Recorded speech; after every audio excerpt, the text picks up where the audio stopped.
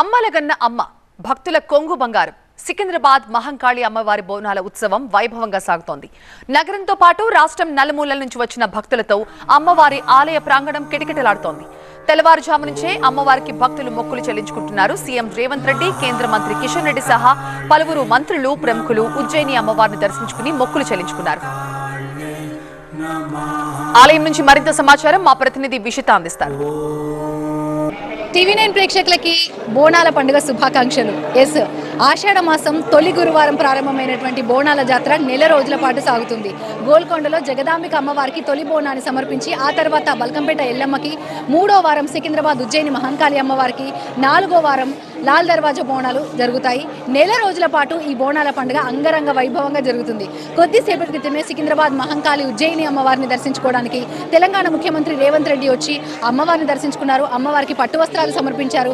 ఇవాళ ఉదయం 4 గంటలకి రాష్ట్ర ప్రభుత్వం తరపున మంత్రి పొన్నం ప్రభాకర్ అమ్మవారికి పట్టు వస్త్రాలు సమర్పించి బంగారు బోనాన్ని కూడా సమర్పించిన పరిస్థితి మనం చూసాం.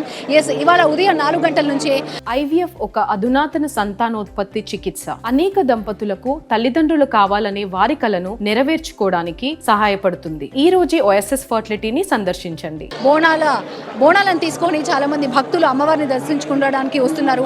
అమ్మవారిని దర్శించుకోవడం తమ అదృష్టంగా భావిస్తున్నారు. ఎందుకంటే ఈ ఆలయానికి సుమారు 250 ఏళ్ల చరిత్ర ఉంది. ఈ ఆలయాన్ని దర్శించుకొని అమ్మవారి ఆశీస్సులు పొందడం తమ అదృష్టంగా చెప్తున్నారు ఇక్కడి భక్తులు. బోనాన్ని కొంతమంది ప్రతి ఏటా చేస్తారు. కొంతమంది కొన్ని కోరిన కోరికలు నెరవేరిన తర్వాత అమ్మవారికి బోనం చేస్తామని మొక్కుకున్న వాళ్ళు ఇలా ఈ విధంగా బోనాలు తీసుకురావడం మనం చూస్తున్నాం. అయితే ఈ ఆలయానికి 250 ఏళ్ల చరిత్ర ఉన్న కారణంగా చాలా ఏళ్ళు కూడా చాలా మంది గత 40 ఏళ్ల నుంచి 30 ఏళ్ల నుంచి ఇక్కడికి వచ్చి అమ్మవారికి బోనం సమర్పిస్తూ ఉంటాం. 365 రోజులు అన్నం ప్రసాదించి ఆ తల్లికి ఒక్కరోజు నైవేద్యంగా బోనం సమర్పిస్తున్నామని చెప్తుంటారు భక్తులు. ఇక్కడ చాలా మంది కూడా ఇప్పటివరకు లక్షల సంఖ్యలో అమ్మవారికి బోనాలు సమర్పించారు. చాలా మంది ఇంకా నైట్ వరకు కూడా అమ్మవారికి బోనాలు సమర్పించే వారి సంఖ్య ఇంకెక్కువగానే ఉండొచ్చని చెప్తున్నారు ఆలయ అధికారులు. ముఖ్యమంత్రి రేవంత్ రెడ్డి రాకను దృష్టిలో ఉంచుకొని భారీ బందోబస్తు ఏర్పాటు చేశారు. భక్తుల సంఖ్య కూడా ఎక్కువగా ఉండొచ్చని 1500 కెమెరాలతో నిఘా పెంచారు. ఎక్కడికక్కడ టైట్ సెక్యూరిటీని ఏర్పాటు చేశారు. అయితే బోనం తీసుకొని వెళ్లే భక్తులకి ప్రత్యేక క్యూ లైన్స్ ఏర్పాటు చేసిన దృశ్యాలు మనం ఇక్కడ చూడొచ్చు.